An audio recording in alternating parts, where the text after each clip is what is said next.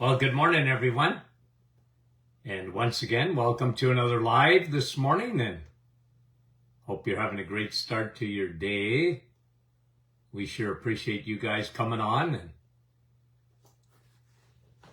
should have a fun time and a fun week this week, if all goes as planned. Okay, who's first one up here? We'll do a little bit of a roll call here as people come on this morning. And Rosalinda, Niagara Falls, you're first one up. Jen, Cape Breton.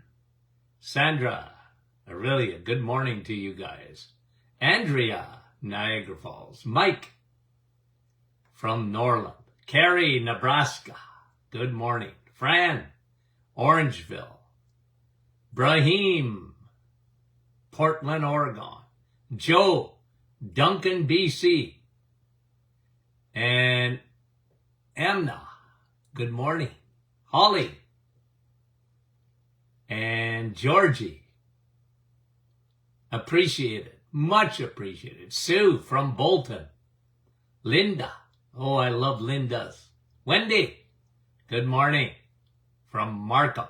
Jeanette from our staff. Connie, good morning. Mary and Brenda and Zian and Jean. Nick from our staff. Lori, Ventura, California. Maria, Bon Lundi. Another Lori, Niagara Falls. Cambridge says hello. Anne, how are you? Kevin, Oshawa. Rainey. Jeanette. Wanda from Virginia, good morning. Anne from Perth, well, good morning, Perth. Bill, Donna, and Sandra from Brampton. Karen, good morning to you. And Campbell River says hello. Brenda, Leela, Werner, Germaine, how are you? Dave, good morning to you. Barbara, Huntington Beach, California. Lorna, Anne, St. Catharines, good morning. Suzanne, Edmonton. Zian, good morning. Luella, West Tennessee. Adeline, good morning. Carol, Mount Pearl, Newfoundland. And Lisa, good morning. And Donna from Bell Valley. Catherine, Mount Pearl, Newfoundland. Good morning, good morning, good morning. Deanna, Helga, good morning. A couple of more. Doc, how are you? Doc McEwen from West Tennessee. Alicia and Nellie, good morning. Okay, we're going to talk about your heart this morning. Hazel, Amal, how are you? Samach, where are you from? And Deborah, Timmons, good morning, Timmons. Dorothy, guys, we appreciate you. Morale from Ottawa. Guys, coast to coast, all over the world, we appreciate it.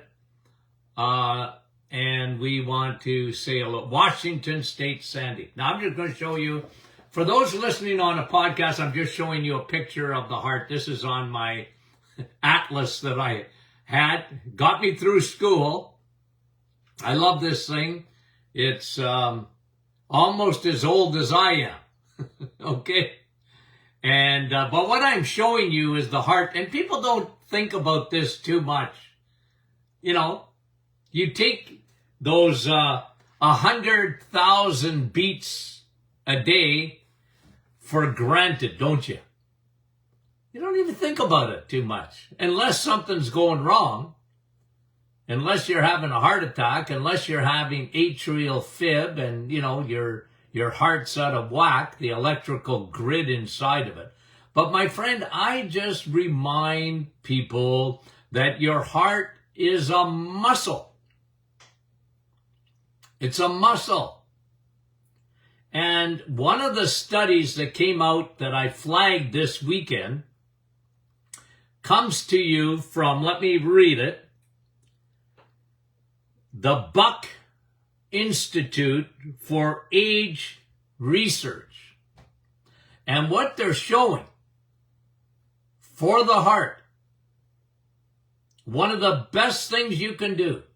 Vitamin E, of course, exercise, but the best exercise even for your heart. Even for your heart is not being a cardio bunny. Don't be a cardio bunny. It's not the best exercise. I'm not saying you shouldn't do any cardio, okay? But the research at this research institute is saying if you want to keep your heart young, get strong. Get strong. You know, because, listen, I used to jog, so it's not like I don't know what jogging is. I love to tell the story of my father when he found out that he was a diabetic, started jogging. My mom kicked him out of the house because he was jogging on the spot. I said, Dad, what are you doing? The only people that ran back in the 1960s were people running away from the police. What are you doing, Dad? I don't understand it. You're running on the spot. Yeah, he said, well, I'm a diabetic. I got to get in shape. Okay. I was in high school. I didn't fully understand that. But it wasn't long after that I said, you know what? My dad's going, because my mom kicked him out of the house. So he went running around our yard, our front yard, for about 30 minutes. And then he went on the street. And in the wintertime, he had a key to a gym, a high school gym. And he used to go in there. And I said to my dad, well, wake me up early. I'm going with you. Some of the greatest times as a son was being with my dad. I just enjoyed it, you know, and you know, he was running and I said, I'm running with you. Okay. So I know what it is to jog, folks. But research is really, really showing.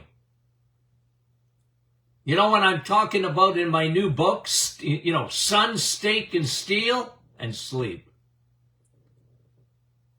Get strong. Getting strong really is an anti-aging for your muscles, and your heart is a muscle. When you understand that, that is really significant. Sarcopenia, which is muscle wasting. You would think, you know, what's that got to do with my heart? It has a lot to do with your heart. Sarcopenia, what you see on the outside, seniors or whatever, when their muscles start wasting away. On the inside, their heart, remember, it's a pump. Your heart's a pump. 100,000 times a day. Whoosh, whoosh. Like, again, gotta pump that blood. And so it's really important that this is a significant study. In your heart, I might have given you this in the past, but one of the things that is different than any other muscle is your heart muscle in this fashion. A heart muscle has much more mitochondria in there than any other muscle. Okay? Battery packs, your mitochondria. You remember that from your high school when you studied the cell. And inside that cell was battery packs, mitochondria. And if you don't remember, what does mitochondria do? Well, they're batteries and they produce power, ATP. Specifically, heart muscle has many, many more mitochondria And they release, I was reading an article the other day about those mitochondria releasing, they govern about 17,000, okay? There's 5,000 mitochondria, and they have an assembly line of 17,000 in a heart muscle. ATP generating plants within those muscles. You don't see that. But they're showing if you have a strong body, strength, muscle strength, especially as you age, it is tremendous anti-aging, but more importantly, it's one of the best things you can do for your cardiovascular system. Strong muscles, strong bones. Strong muscles, strong brain. Strong muscles, strong heart. And so I tell my cardio bunnies, women that love the treadmill, get off the treadmill. Nah, listen. Get strong is the key, even for your heart. Isn't that amazing? Isn't that important? So, there's nothing, by the way, that will kill your heart muscle like a statin drug. Now, you guys know me. I've been consistent about this for a long time. I never tell people to come off medication. But one thing I do is I warn you.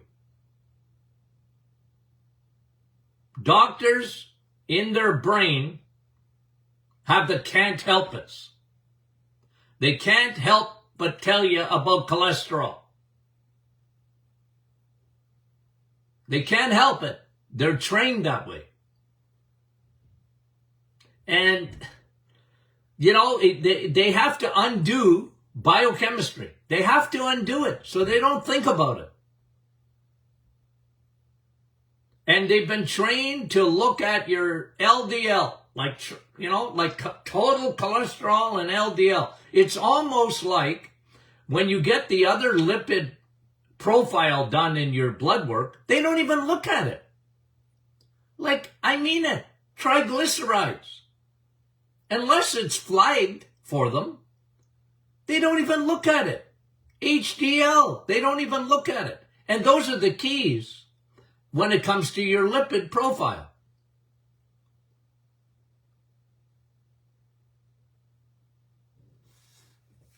But you see the influence of Big Pharma here on the heart. Big Pharma, they found a medication that lowers cholesterol, the LDL cholesterol.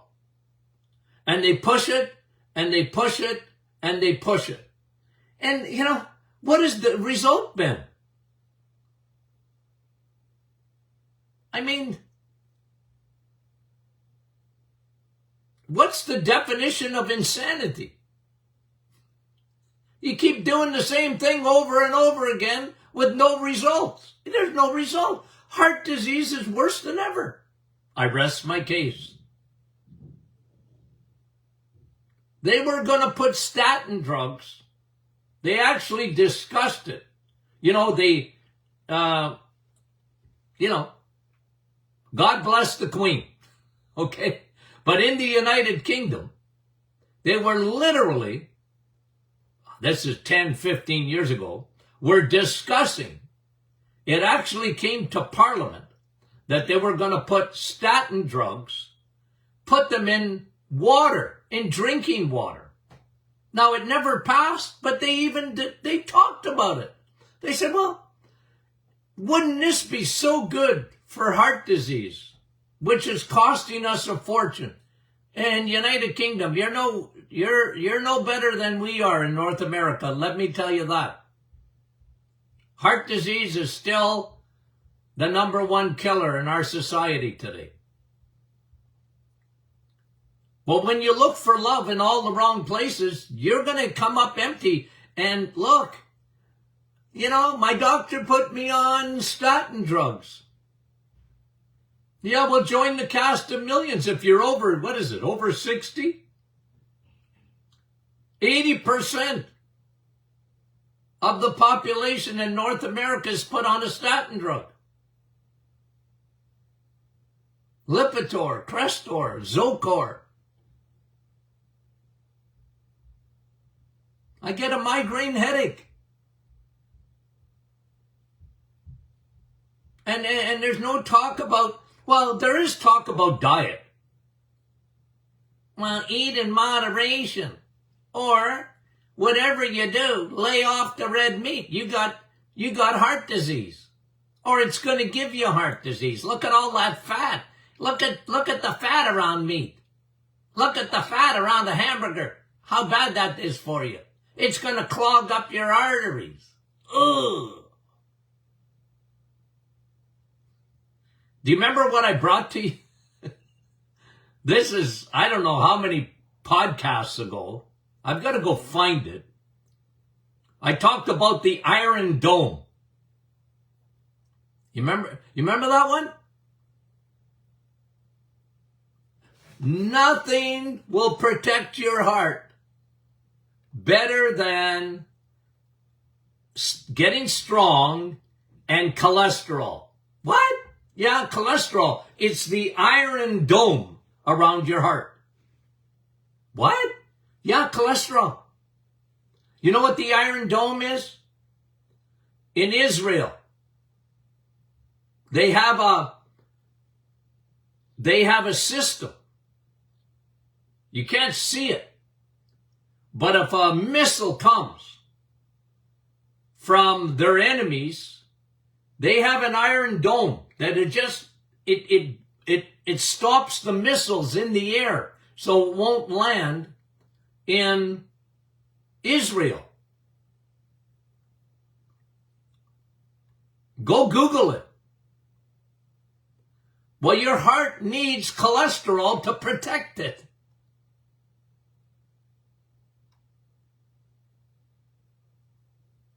Cholesterol protects your heart. Don't blame the firemen for fires.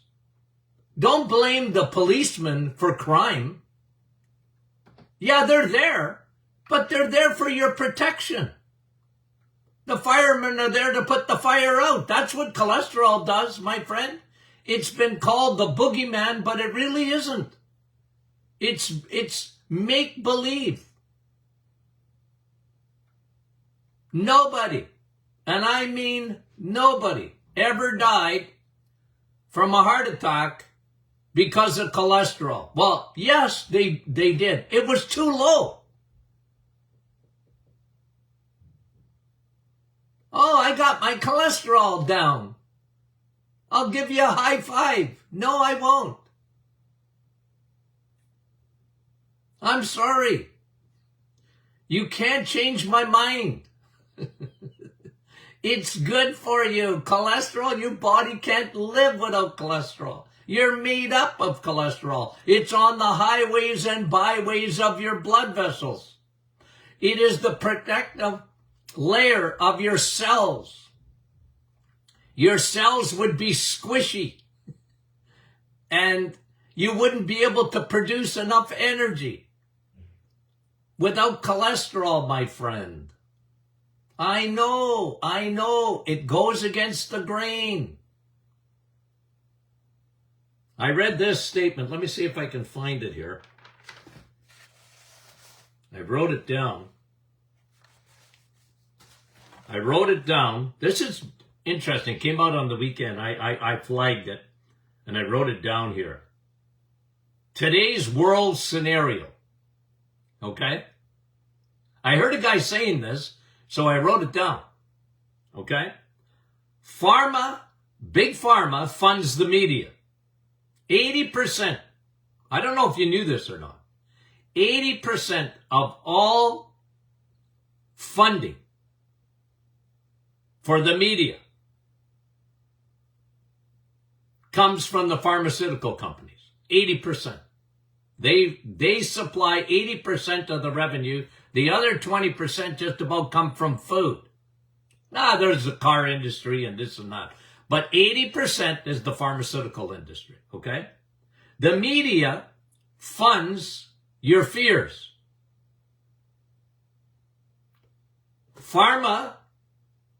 Big pharma funds the media. The media funds your fears. Oh, Doc, my cholesterol is high. And the media said, yeah, that's a bad thing. Get your cholesterol down. You watch a movie. If they're talking about cholesterol, cholesterol's bad. Hamburgers are bad. They don't talk about the bun. They just say the hamburger's bad. The meat's not bad. You better cut down on your fat. Isn't that true? Because that's going to clog your arteries. Pharma funds the media. The media funds your fears. Right? We saw that in the last couple of years. The media funds your fears. They don't want it to stop. They've never been so popular.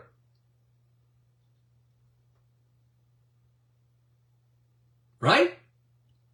And your fears fund disease. We don't have a healthcare system in Canada or the USA. When I hear people say, we got to protect our healthcare system, what they mean is disease care system. We got to protect our hospitals. We got to protect our doctors and nurses. And hey, I love doctors and nurses. And if you need a hospital, hey, don't call me for an emergency. But all I'm saying is when you put all your emphasis on disease,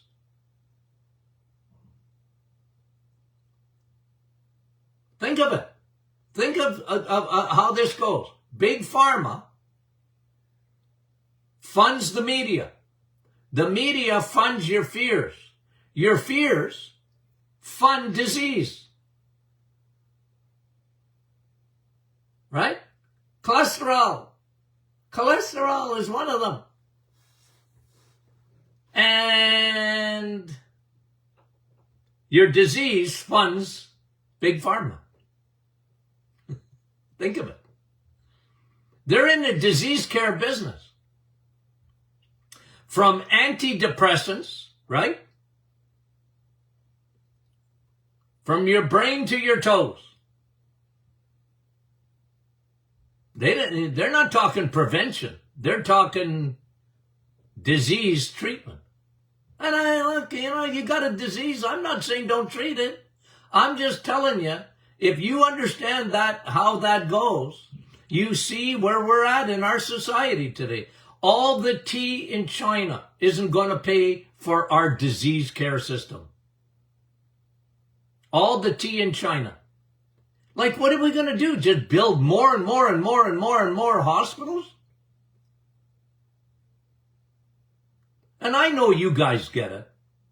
I know you do, because you're interested in prevention. You want to, even if you're in a small minority, guys, isn't it worth it? You know the truth. The truth is, health care depends on you.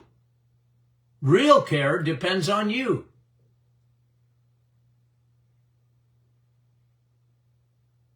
And disease care isn't working. It's not working. We're sicker than we ever were. 93% of the population suffer from metabolic syndrome. 93%. It used to be 88% in 2016. It's now 93%. People are very unhealthy. I read a statistic about, listen to this. 40% 40% in Canada and the United States of high school students are overweight by the time they start high school. By the time they start, 40% are already overweight. We have a problem, Houston. Diabetes. And I'll tell you what that is, my friend. It's not cholesterol. It's insulin. Our bodies were never meant to secrete the amount of insulin. And insulin's job must be done.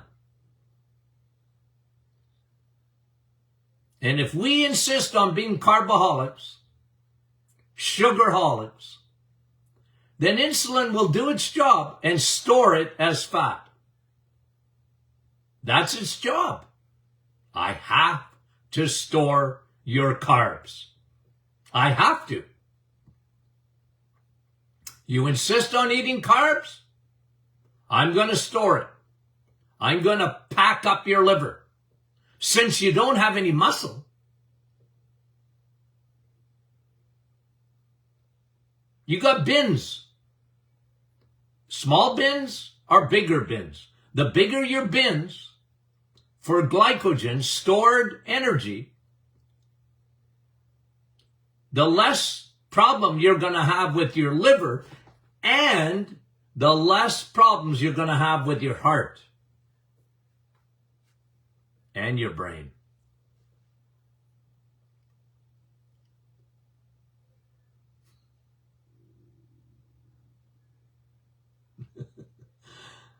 Now,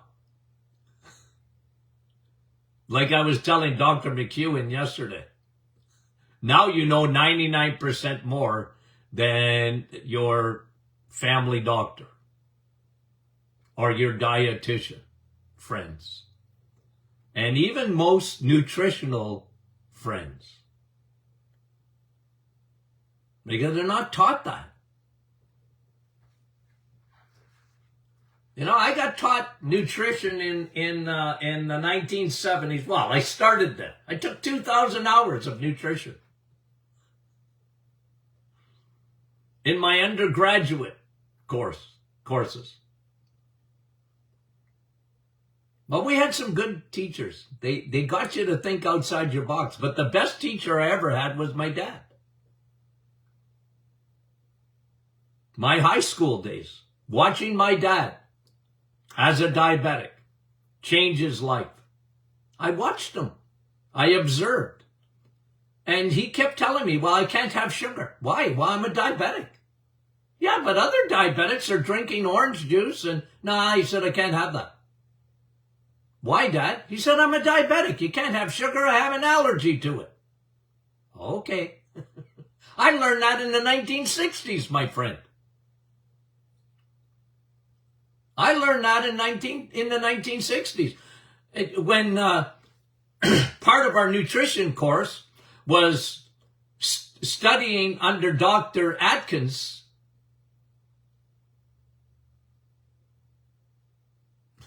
Do you remember Dr. Atkins? He was a cardiologist. He said, you want to save your heart? Cut out the sugar. Not cholesterol. Cut out sugar. The guy was a genius.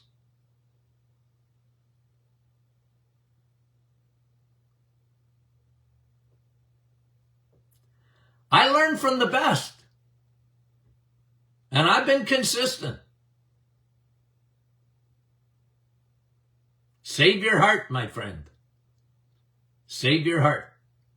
You need an iron dome around it. So don't avoid cholesterol. And cholesterol, you know, again, one of the biggest enemies of your heart was Dr. Kellogg's.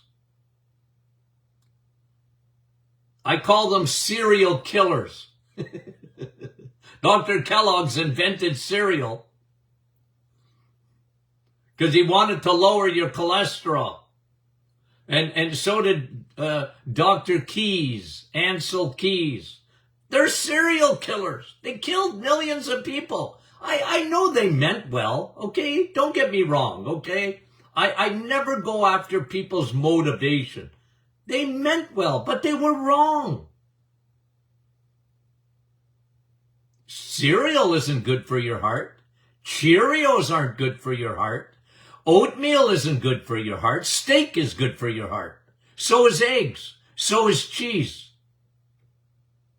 The higher your cholesterol, the better your heart will work.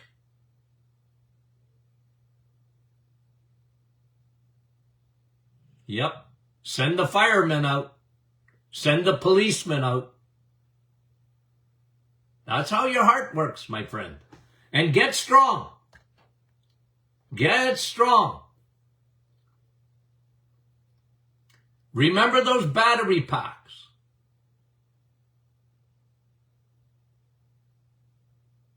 5,000 battery packs producing ATP for 17,000 little manufacturing plants in your heart muscle. The stronger your heart, the stronger the muscle. And your heart muscle gets strong when you get strong.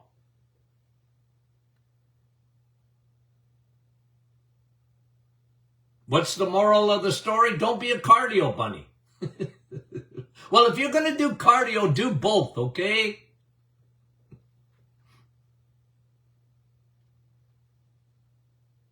Anywho, really important. Interesting study, eh? Anti-aging. Get strong for anti-aging. Yep. Doesn't matter how old you are. I don't care if you're 80 years old. It's not too late. Start. Get stronger. Get a hand gripper. Get strong.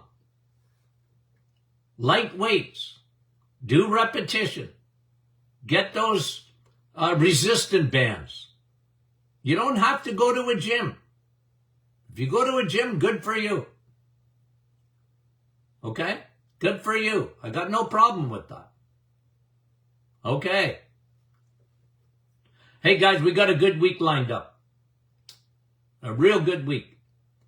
Remember what Friday is. Question and answer Friday. Okay? Question and answer Friday. That was fun.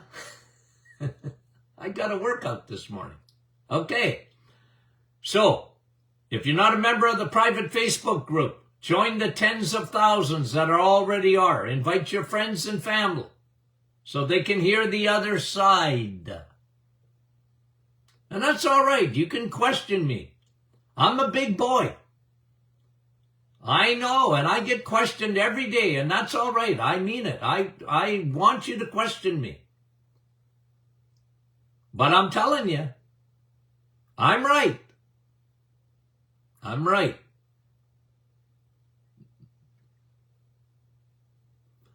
They're wrong, and that settles it. Okay. Guys, we love you dearly. Okay, we'll talk to you soon.